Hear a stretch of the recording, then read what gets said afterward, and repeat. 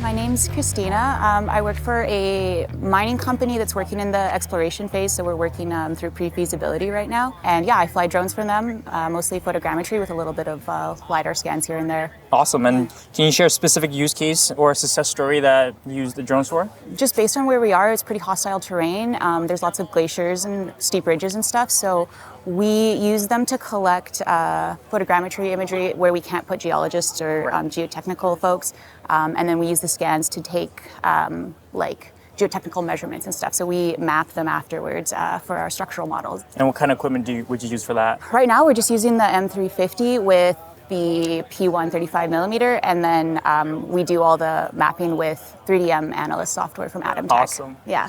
And how does this compare to like your more traditional workflow? Like if you compare using drones versus manually do it in field, what would be the sort of the ROI and time difference you see? I can cover basically like a 1 kilometer squared in a couple hours, right. Whereas a geologist on that would take like possibly a whole day depending on how steep and hostile that outcrop is. I wouldn't say that we can fully eliminate that because it kind of acts as a good confirmation of what we're measuring from the drone scans. But yeah, it's been working really well hand in hand. It's like a tool in a toolbox kind of thing. Yeah, awesome. And we can get like an order of magnitude more data from it that's just confirmed by the geologists. Awesome. Yeah. When it comes to drone data, it's so heavy. Like how do you share between your colleagues or extract that insight to somebody else? Sure, always a struggle. I think most people aren't fully aware of what size of data files they're going to be getting when they request these outputs, but we use Skycatch's Data Hub, so that's like a geospatial data management system, which we can have anyone who wants in our organization kind of be able to download the data from there.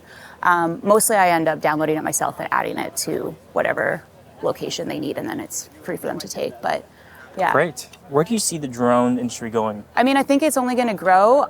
I'm a little bit siloed in a way because I'm the only drone person on my team and I haven't worked anywhere else with drones. So I'm excited to see it grow in the use I'm using it for in other exploration type situations, because I feel like it's an easy thing once you get set up to like then be gathering a ton more data. Right. But it is obviously a little bit of a setup to get it sorted and ready to go. Yeah, well, thank you so much, Christine. Thank you for doing this interview, and I hope you enjoyed Demo Day. Thank you. All right, cheers.